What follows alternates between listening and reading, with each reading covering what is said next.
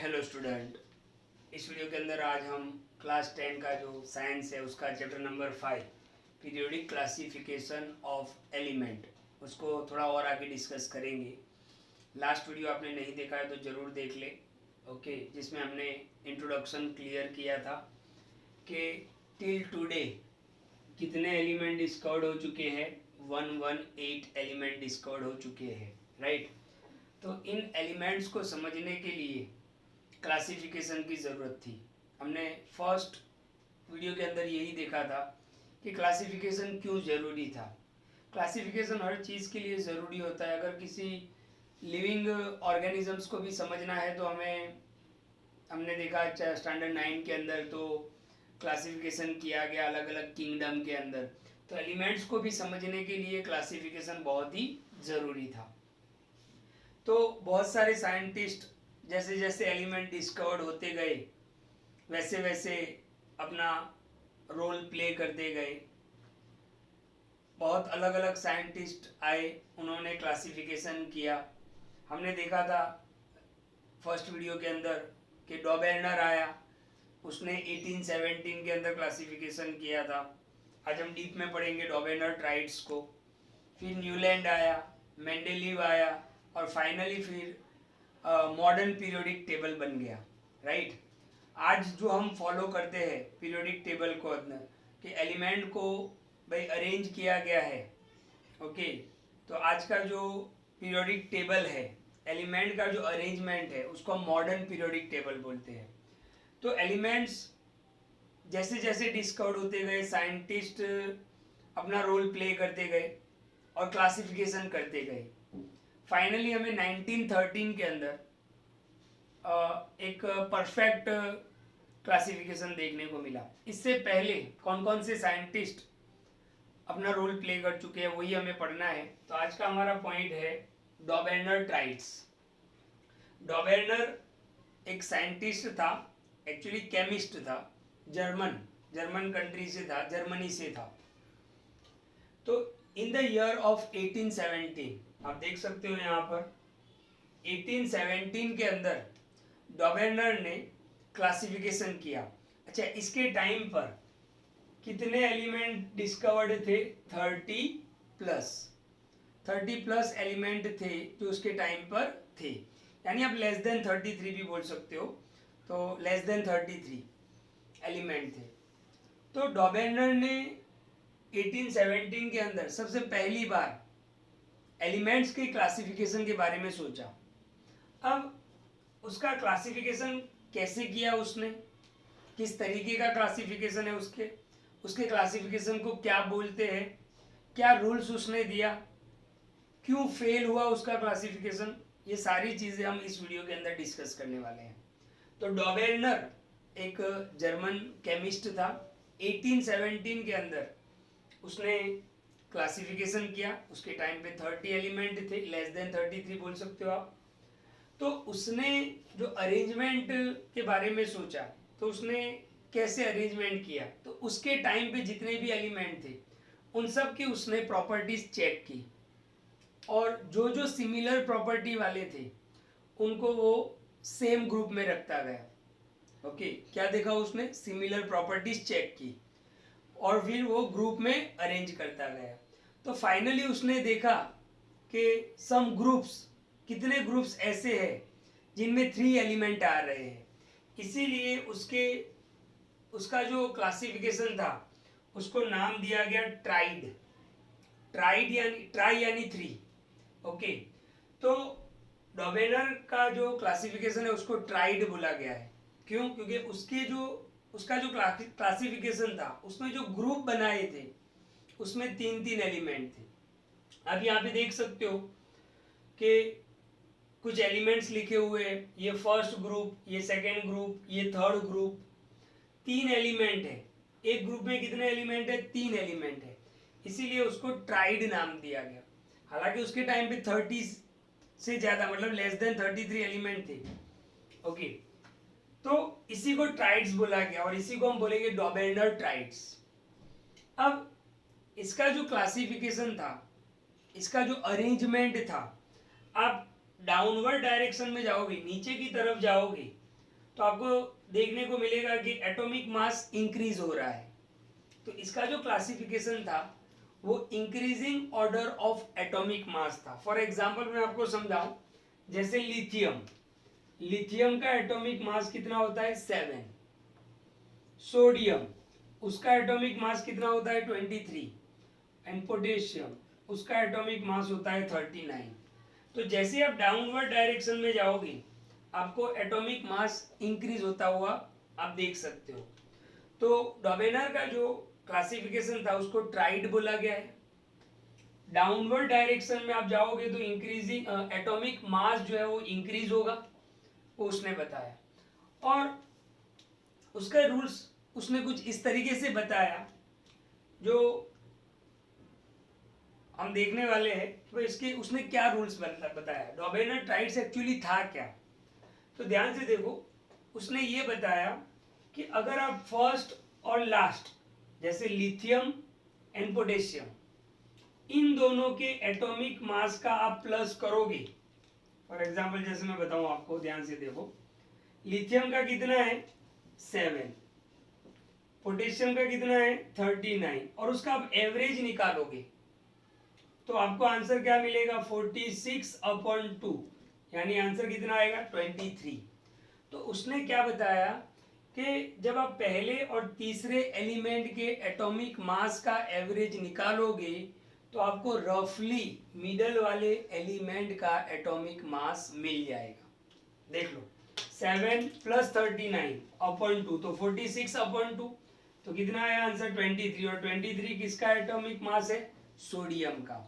तो डॉबेनर का क्लासिफिकेशन का ट्राइड क्या बता रहा था कि when 3 elements in tried return, जब 3 एलिमेंट को ट्राइड में लिखा गया तो increasing order of atomic mass, तो मिडल वाला जो एलिमेंट है उसका एटॉमिक मास कितना आएगा, तो पहले और तीसरे का, फर्स्ट और थर्ड एलिमेंट का एवरेज आप निकालोगे तो आपको मिडल वाले एलिमेंट का एटॉमिक मास मिल जाएगा। तो फर्स्ट ट्राइड के अंदर तो ये एग्जैक्ट आ रहा है, देखा आपने 23 एग्जैक्ट आ रहा है, लेकिन दूसरे ट्राइड में एग्जैक्ट नहीं आ रहा था, अप्रोक्सीमेट आ रहा था। इसी तरीके से तीसरे ट्राइड के अंदर भी ये अप्रोक्सीमेट आसपास आ रहा था। तो उसका जो रूल था, ट्राइड था, लिमिटेशन ये था, डिसएडवांटेज ये था कि उसका क्लासिफिकेशन क्यों फेल हुआ। तो उसका क्लासिफिकेशन इसीलिए फेल हुआ कि उसने जो लॉ बताया था ट्राइड का वो सिर्फ 9 एलिमेंट के लिए ही एप्लीकेबल था। ये 9 एलिमेंट आप देख सकते हो, lithium, sodium, potassium, calcium, strontium, barium, chlorine, bromine, iodine, तो ये सिर्फ 9 एलिमेंट के लिए ही एप्लीकेबल था। तो कभी एग्जाम में पूछ ले आपको कि 1 मार्क्स के अंदर कि लिमिटेशन ऑफ डॉबेनर क्लासिफिकेशन, तो आप लिख सकते हो कि Dobereiner triads was applicable only for 9 elements. उसने यही सिर्फ 9 एलिमेंट बताए थे, उसके बाद जो भी उसने ग्रुप बनाए होंगे उसमें अप्रोक्सीमेट डिफरेंस बहुत ही बढ़ गया था। तो इसीलिए इसका क्लासिफिकेशन क्या हुआ, फेल हुआ।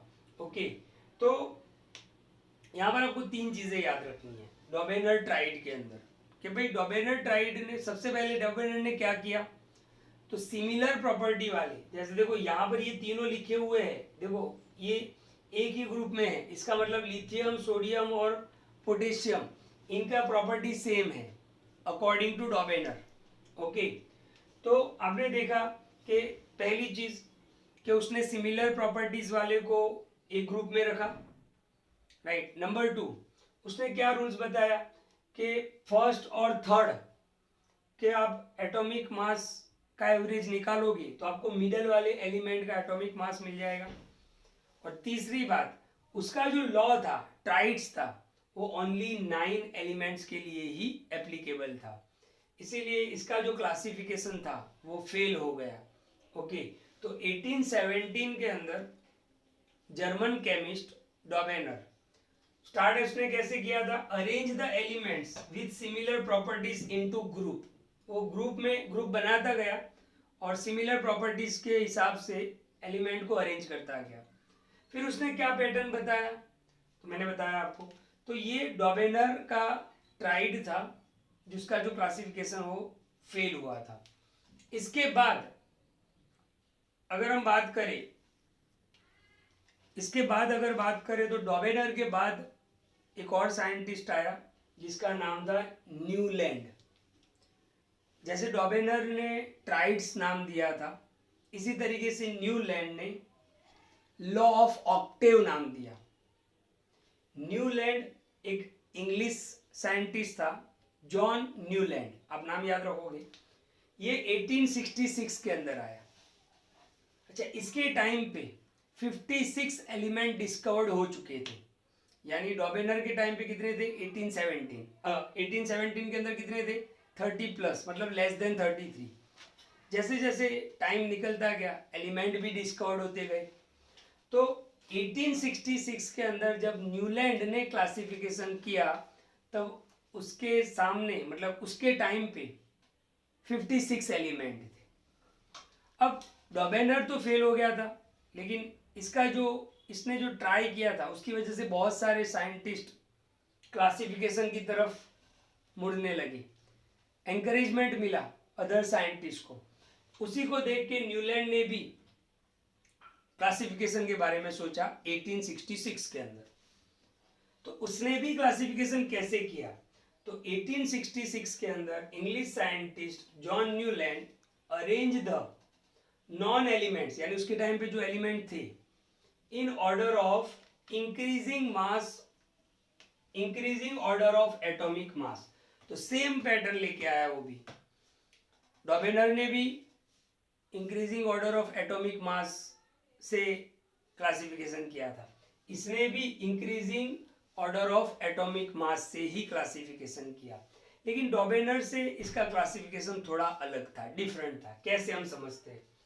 उसके टाइम पे 56 एलिमेंट थे, तो उसने किस तरीके से अरेंजमेंट किया? He started with the element having the lowest atomic mass. उसने सबसे पहले लोएस्ट एटॉमिक मास हाइड्रोजन को अरेंज किया। फिर एटॉमिक मास जैसे जैसे इंक्रीज हुआ वैसे वैसे एलिमेंट को वो अरेंज करता गया, और लास्ट थोरियम, कौन सा element? Thorium. Okay, thorium element को उसने वहां पर एंड किया। यानी 56th एलिमेंट जो था वो कौन सा था? थोरियम था, राइट। ओके, जिसको TH से भी रिप्रेजेंट करते हैं। तो न्यूलैंड का जो क्लासिफिकेशन था वो भी increasing order of atomic mass ही था। एटॉमिक मास जैसे जैसे आप आगे बढ़ोगे वैसे वैसे एटॉमिक मास भी बढ़ता जाएगा। मैं लास्ट में आपको उसका टेबल बता रहा हूँ। पर उसने कैसे अरेंजमेंट किया? उसने सबसे पहले लोएस्ट एटॉमिक मास यानी हाइड्रोजन को रखा, फिर उससे ज्यादा एटॉमिक मास वाला, फिर उससे ज्यादा एटॉमिक मास वाला, and he ended at thorium. Okay, तो उस एलिमेंट पे उसने एंड किया क्योंकि उसके टाइम पे उतने ही एलिमेंट थे। अरेंजमेंट करने के बाद उसने देखा कि उसका जो अरेंजमेंट था वो ऑक्टेव फाउंड इन म्यूजिक, जैसे हमारे यहाँ पे होता है ना, आपको मैं बताऊं, हमारे यहाँ पे क्या होता है? सा रे गा मा पा दा नी सा, जैसे हमारे यहाँ पे होता है सा रे गा मा पा दा नी सा। इसी तरीके से वहाँ के कल्चर में भी एक मतलब ऑक्टेव था, एक आप समझो सा रे गा मा की तरह। वो कौन सा था? तो हम देखते हैं, तो ध्यान से देखो, वो था डो रे मी सा, डो रे मी फा सो ला टी, डो रे मी फा सो ला टी। ओके, क्या याद रखना है आपको? डो रे मी फा सो ला टी, यानी सा रे गा मा पा दा नी फिर सा। तो इस तरीके के उसका अरेंजमेंट था। अब यहां पर मैंने वो टेबल बनाया जो न्यूलैंड ने बनाया था। तो सबसे पहले आप देख रहे हो हाइड्रोजन, ओके, फिर आप देख रहे हो lithium, beryllium, boron, carbon, nitrogen, oxygen, ऐसे अरेंजमेंट करता गया। अब न्यूलैंड ने क्या लॉ बताया? तो न्यूलैंड ने ये लॉ बताया कि हर 8वें एलिमेंट की प्रॉपर्टी, एवरी 8th एलिमेंट, है ना, जैसे देखो ये first, second, third, fourth, fifth, 6, 7 और 8 में कौन है? फ्लोरीन। यानी फ्लोरीन की प्रॉपर्टी हाइड्रोजन की प्रॉपर्टी की तरह होगा। हर 8वें एलिमेंट की प्रॉपर्टी पहले वाले एलिमेंट की प्रॉपर्टी की तरह होगा। अगर आप मतलब हाइड्रोजन से स्टार्ट करते हो 1 2 3 4 5 6 7 तो 8 नंबर पे ये आया, यानी अकॉर्डिंग टू न्यूलैंड हर 8वें एलिमेंट की प्रॉपर्टी मतलब फ्लोरीन की प्रॉपर्टी किसके बराबर होगी, हाइड्रोजन के बराबर होगी। ये लॉ उसने बताया, हर 8वें एलिमेंट की प्रॉपर्टी पहले वाले एलिमेंट की प्रॉपर्टी की तरह होगी। ओके, जैसे आप अगर लिथियम से स्टार्ट करते हो तो 1 2 3 4 5 6 7 और 8, यानी लिथियम और सोडियम का property same according to Newland. तो अकॉर्डिंग टू न्यूलैंड लिथियम और सोडियम का प्रॉपर्टी सेम था, बेरिलियम और मैग्नीशियम का प्रॉपर्टी सेम था, बोरॉन और एल्यूमिनियम का प्रॉपर्टी सेम था। अच्छा, इनके टाइम पे डॉबेनर के टाइम पे भी और न्यूलैंड के टाइम पे भी नोबल गैस डिस्कवर्ड नहीं हुए थे, तो आप कहीं पे भी नोबल गैस को नहीं देखोगे। तो इसका जो लॉ है, न्यूलैंड का जो लॉ है वो लॉ ऑफ ऑक्टेव, यहाँ पे लिखा है देखो, न्यूलैंड्स लॉ ऑफ ऑक्टेव बोला जाता है। क्यों? क्योंकि उसने अपने अरेंजमेंट को ऑक्टेव्स फाउंड इन म्यूजिक को उसके साथ कंपेयर किया था, इसीलिए न्यूलैंड का जो लॉ है उसको लॉ ऑफ ऑक्टेव बोला जाता है। लेकिन इसकी भी लिमिटेशन थी, इसका भी क्लासिफिकेशन फेल हुआ। क्यों फेल हुआ? तो वो भी मैं आपको बता रहा हूं कि Newlands classification was applicable up to calcium. इसका जो क्लासिफिकेशन था वो कैल्शियम तक ही एप्लीकेबल था, उसके बाद अलग अलग मतलब आप देखोगे सेम ग्रुप के अंदर डिफरेंट प्रॉपर्टी वाले एलिमेंट आने लगे, है ना। तो ये पहला और इम्पोर्टेंट लिमिटेशन है कि न्यूलैंड का जो क्लासिफिकेशन था वो कैल्शियम तक ही एप्लीकेबल था। डॉबेनर का 9 एलिमेंट और न्यूलैंड का ओनली कैल्शियम तक ही एप्लीकेबल था। कैल्शियम के बाद जो भी अरेंजमेंट देखा गया तो उसमें प्रॉब्लम आ रहा था। ओके, सेकेंड चीज उसने क्या स्टेटमेंट दिया था कि आज के बाद कोई और एलिमेंट डिस्कवर्ड नहीं होगा, ये second limitation. No more elements would be discovered in future, कि भाई अब 56 के बाद कोई एलिमेंट डिस्कवर्ड नहीं होगा। और तीसरा लिमिटेशन उसने क्या गड़बड़ की थी, उसने ये गड़बड़ की थी कि सेम स्लॉट के अंदर डिफरेंट प्रॉपर्टी वाले एलिमेंट रख दिए थे। एडजस्टमेंट करने के लिए उसने क्या कर दिया था, सेम स्लॉट के अंदर डिफरेंट प्रॉपर्टी वाले एलिमेंट रख दिए थे और अलग अलग स्लॉट के अंदर फिर सेम प्रॉपर्टी वाले जा रहे थे। उसका एक एग्जांपल मैं आपको बताऊं, ध्यान से देखना। Fe यानी आयन, आपको पता है कि आयन, कोबाल्ट और निकल ये तीनों का प्रॉपर्टी सेम होता है कि ये तीनों मैग्नेट से अट्रैक्ट हो सकते हैं। तो उसने Fe को इस ग्रुप में रखा, इस स्लॉट में रखा, और कोबाल्ट और निकल को इस स्लॉट में रखा। तो ये एक उसका सबसे बड़ा गलती था कि कोबाल्ट, निकल और Fe आयन ये तीनों सेम प्रॉपर्टी वाले हैं लेकिन अलग अलग स्लॉट में देखने को मिल रहे हैं। तो ये 3 गलतियां उसने की थी। ओके, तो नंबर 1 कौन सा था कि उसका जो क्लासिफिकेशन था वो कैल्शियम तक ही एप्लीकेबल था। नंबर 2 उसने स्टेटमेंट ऐसा दिया कि अब कोई एलिमेंट डिस्कवर्ड नहीं होगा। और तीसरा कौन सा था कि भाई सेम स्लॉट के अंदर डिफरेंट प्रॉपर्टी वाले एलिमेंट उसने रख दिए थे। तो इस तरीके से न्यूलैंड का जो क्लासिफिकेशन था वो भी फेल हो गया। ओके, तो वीडियो को बिल्कुल ध्यान से देखें। इस वीडियो के अंदर हमने Dobereiner triad and Newlands law of octave, इसने अपने क्लासिफिकेशन को म्यूजिक जो था, है ना, आपने देखा ना यहाँ पे ऑक्टेव फाउंड इन म्यूजिक, जैसे हमारे यहाँ पे कौन सा होता है सा रे गा मा पा दा नी सा, इसी तरीके से उनके वहाँ पे इंग्लिश में जो था डो रे मी फा सो ला टी, इस तरीके से अरेंजमेंट किया था, बट उसका कैल्शियम तक ही एप्लीकेबल था। अच्छा, अकॉर्डिंग टू न्यूलैंड लिथियम और सोडियम का प्रॉपर्टी सेम था, बेरिलियम और मैग्नीशियम का प्रॉपर्टी सेम था। और ये भी याद रखो, जैसे ही नोबल गैस डिस्कवर्ड हुए, इनके टाइम पे नहीं थे, डॉबेनर के टाइम पे भी नोबल गैस नहीं थे। नोबल गैस कौन से होते हैं? हीलियम, नियोन, आर्गॉन, ये नोबल गैस होते हैं। इनके टाइम पे नोबल गैस नहीं थे, लेकिन जैसे ही नोबल गैस डिस्कवर्ड हुए इनका क्लासिफिकेशन पूरी तरीके से क्या हो गया? फेल हो गया। राइट। तो वीडियो को ध्यान से देखिए। नेक्स्ट वीडियो के अंदर हम मेंडलीफ के पीरियोडिक टेबल ऊपर चलेंगे, उसका क्लासिफिकेशन देखेंगे। Thank you.